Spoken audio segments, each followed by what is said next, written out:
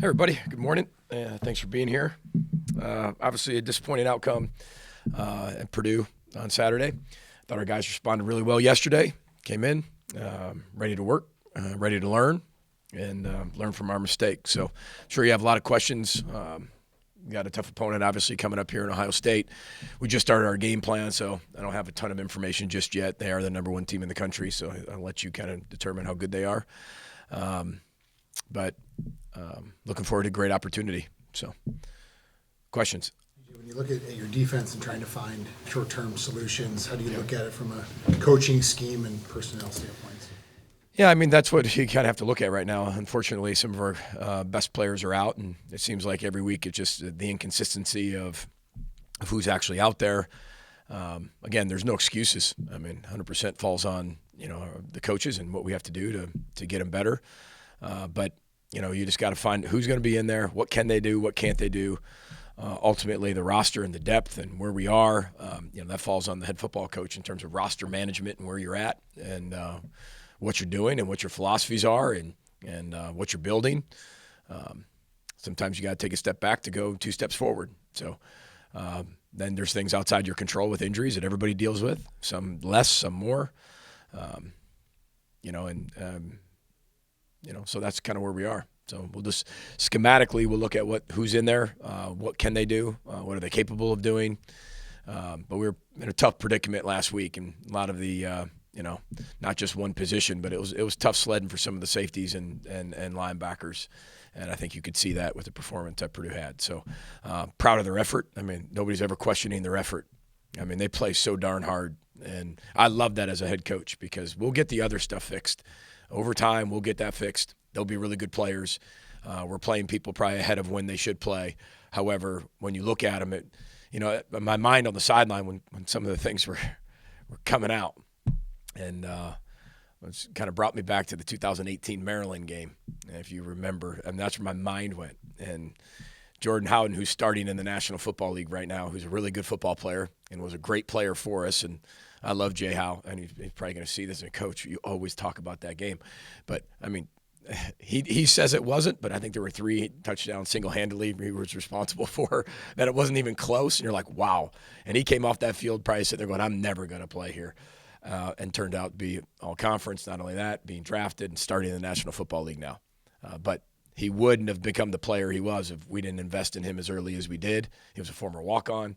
So, again, it's I know it's not where everybody wants it to be, but the year 7 piece that doesn't make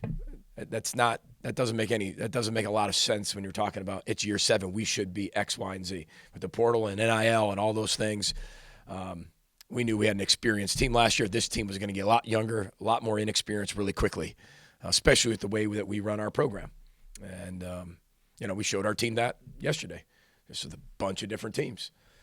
They've had 10 wins, 9 wins, 11 wins, whatever, and then boom, there's a year they had to be able to get maybe an injury bug, or they had to be able to get a little younger first, and that's kind of what we showed them, that it happens all over the country to a lot of different teams, and we've had our opportunities to win a lot of games, no matter who's been in there, and I'm proud of how hard they're playing. So, but they kind of, when I was on the sideline, it reminded me of that 2018 Maryland game, but you knew they would grow up, and the investment's worth it. And I keep saying that, the investment's worth it. You talk each week about wanting to play 60 minutes of complementary football, offense, defense, special team. Yeah. But with 2 games left, at what point do you say, I don't know if this team is going to be able to do that? Well, I don't think I'll ever say that, ever. That's not who I am, and that's not my DNA. That's not my nature. I always, when we talk about development, you got to be proud of something. You got to be grateful for what you have now, and then you got to be really excited for what's coming. I'm really excited for what's coming in the next 12 days. I'm really excited for next year. I'm really excited. I get excited about what's coming because you can see it. We have not played 100% complementary football, offense, defense, special teams. We just haven't done it. So that gives me hope that we can do it this week because I think this team can do it. We've been inconsistent with who's been out there. Not only that, just our execution of certain things, rightfully so. But we've shown flashes on all 3 phases of being a really good football team. And when you look at what's the next 12 weeks or 12 days of how they can continue to get better and keep improving, especially with how hard they're playing, anything's possible. So I'm proud of how hard they're working. Back to tape. What were the issues up front and for the defensive line against Purdue? When I looked at it, I don't know. This is not going to get into defensive line, linebacker, safeties, corners, who's responsible. We're responsible as a defense, period. But I thought our defensive line played extremely hard. I think when you look at kind of the front seven, there were some guys that are gaining experience that, maybe out of gap here and there. But I thought the D-line, they got after it. Maybe a little bit over-aggressive at times. Maybe a little bit of lack of detail. The fundamental stuff was good, but the lack of detail where I think we're trying to make a play because at some point, like somebody's trying to, take over and say, okay, I'm going to stop the bleeding here. But I thought they played really hard up front. I think, when you have some inexperienced linebackers in there, I think our under coverage and under run fit, meaning that level right there wasn't very good, wasn't up to the standard. But that was to be expected. Now, again, not accepted, but it was expected when you put people in there haven't played a ton or haven't played at all. But, again, that investment's worth it. And it's unfortunate that happened, truly. And that falls on me because I make those decisions of who goes in games. But you're doing everything you can to put your team right now in a position to win. And who's earned that opportunity. And kind of when you get down the depth chart a little bit, you're making some really tough decisions. What do you like most about Ethan's play? I think he's getting more consistent. By no means can you sit there and say, he's an elite quarterback in the Big Ten right now, and I don't know if he'd stand up here and tell you that. I think he's working to become that every single day, and I appreciate that from him. I think you're seeing a lot more comfort in the pocket. You're seeing a more understanding of the offense. I think you're seeing more understanding of situational football. He's thrown 3 touchdowns in the last 2 games with no interceptions. There's massive wins inside our walls that with the development of young players, you're like, all right, I see it. Not massive wins to the outside and to a result that you get judged upon and win and loss, but I'm seeing massive wins inside. I'm seeing massive wins with our young players coming back from injury, rehabbing, the way they're down there in the training room, the commitment level, the 5-6 times a day they're wearing out our trainers to get back on the field or just be in there to get healthy. Understanding how to take care of your body. There's so many wins inside of it that when you get to game day, okay, might not be what everybody wants it to be right now, but I can see behind the curtain and I see every day inside our walls. And that's why I say nobody ever questions how hard our guys work and how hard they play. Beginning of the year, I said we had to be able to stay pretty healthy. We were going to be a little thin at some positions. We're going to be a little inexperienced. And unfortunately, you can see that that's come to fruition. That we haven't been able to stay healthy at some of the key positions that we probably weren't as deep at or had enough experience at just yet. And that's part of college football. Not excuse, reasons. And we got to continue to do everything we can for 12 guaranteed days, right, to put our best product on the field and continue to gain experience, but also go out and do everything we can to win football games. When it comes to drops from the pass catcher position, what are the reasons you feel those keep recurring? It's unfortunate. I think that, I can't sit there and give you the reasons. It's concentration, it's lack of focus, it's not looking at all the way in, hand placement, being friendly on your departure angle. Everything goes into that. There's a reason the NFL, tracks drops because they have a huge impact on a game. And unfortunately, there's been some in some key situations that we haven't caught the ball. But, I look at the ones we have, and there's been some huge catches that we've had. And unfortunately, I think, every NFL team, every college team has some. Ours have come in some critical situations, unfortunately, and it's hurt us. But we'll just get them better and continue to do the drills that we do. And we take a premium that the ball's a program, but we've been a little inconsistent in that, which has hurt us in some games. But guys are working to fix that. I know that. How tough was it to be without Cody Saturday after he was able to start 2 weeks ago, and what's his outlook this week? He's one of the best players in the Big Ten, in my opinion. He's doing everything he can to get back. I know that. Our trainers do a really good job. I don't have any control whether people come back or not, when they come back or not, if they come back or not. Mike Sipniak and our whole training staff, Joy Thomas, they do such a good job of taking care of our players, and they never put them in harm's way. So, but they work really hard. And I'm telling you, Cody has lived in that training room. And, but he's the heartbeat of our defense. He's the leader of our defense. We knew that we were going to play another linebacker or two that were next to him, younger. But if there's one guy on this football team that we just couldn't lose at the beginning of the year, it was him. And unfortunately, that's college football. That's football in general. And, you can't go to the waiver wire and bring somebody in that's played 9 years of college football and ready to sign with you and has all this experience in the world. It's not anywhere close to professional football, not even close. But again, I'm responsible for the depth. I'm responsible who's on the team.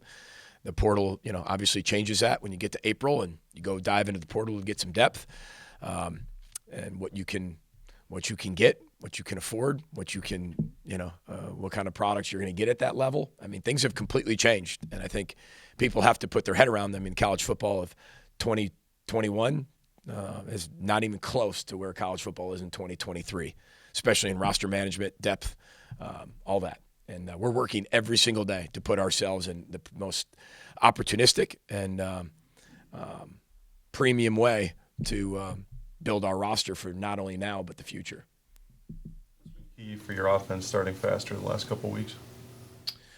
Well, I think that we've gotten to a rhythm. We've caught some, we've caught the balls. I think we've had a good mix of run and pass, and I think it's just I think Ethan feels a lot more comfortable just as he continues to grow. I think that's a big piece of it. I think we've started really fast.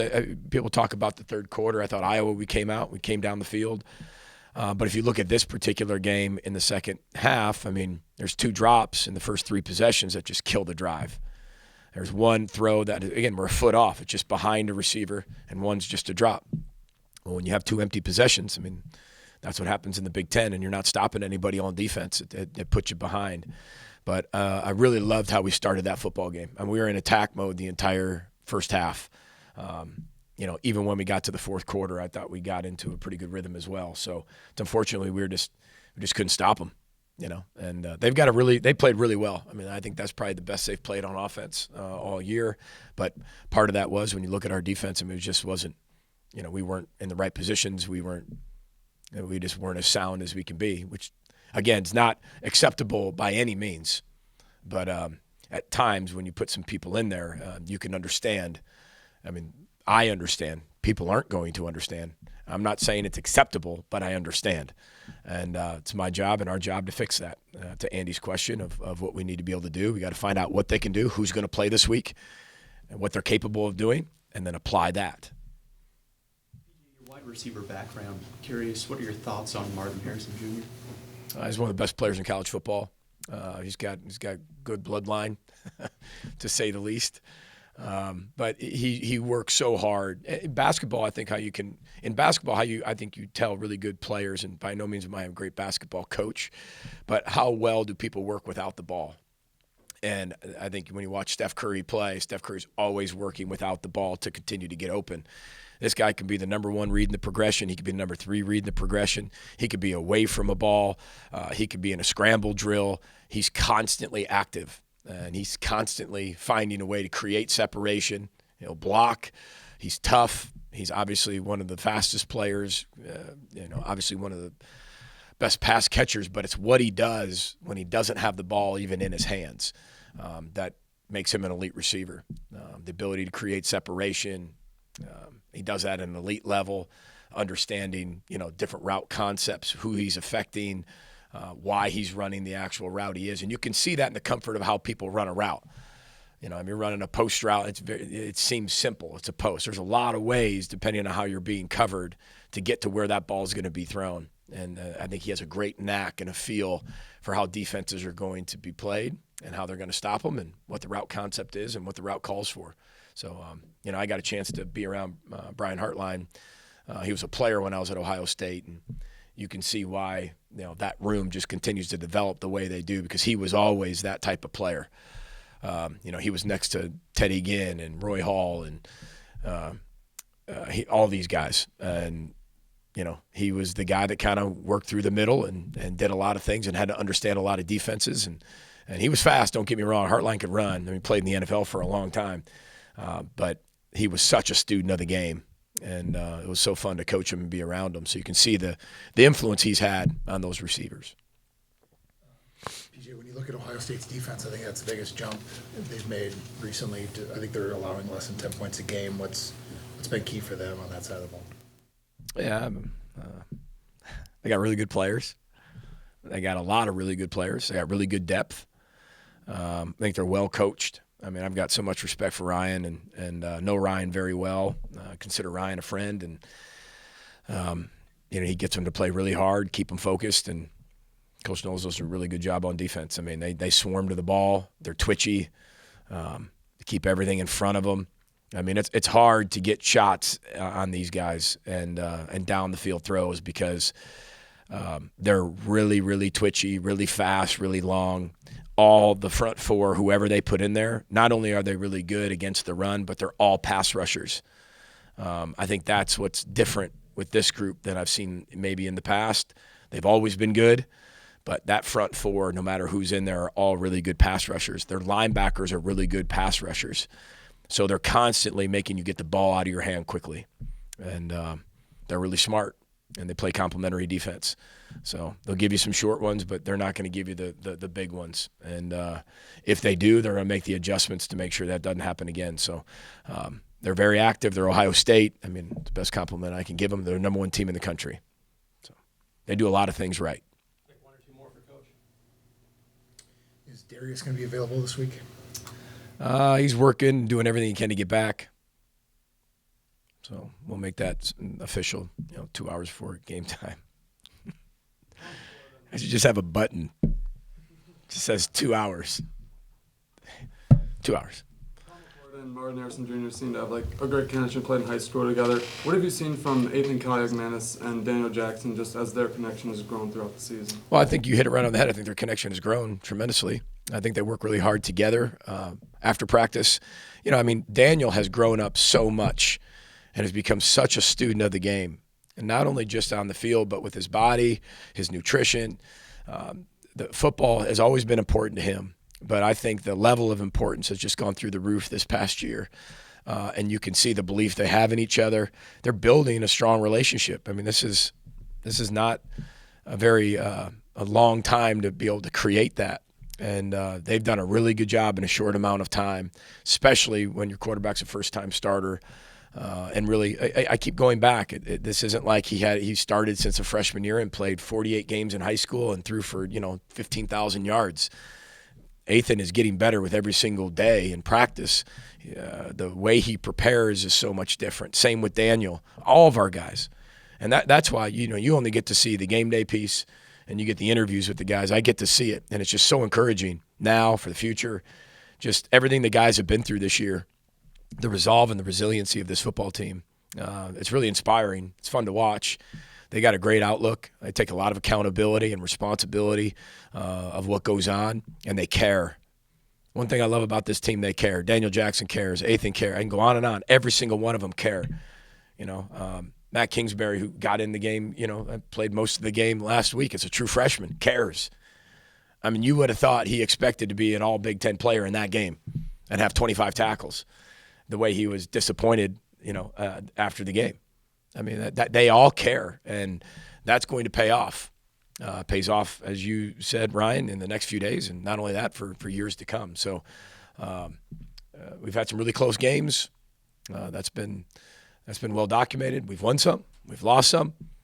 We've won or lost probably every way you possibly can win or lose. And this team's learning a lot. But, boy, are they fun to coach, even in really, really hard times. That's why I said after the game, I mean, that was a hard game. Bad game, hard game, but not a bad life. You know what I mean? It's a fun team to really coach. So proud of their hard work, and we got a heck of a challenge this week. So appreciate everybody coming. We'll see you very soon. Row the boat, Sky, Go Gophers. Thanks.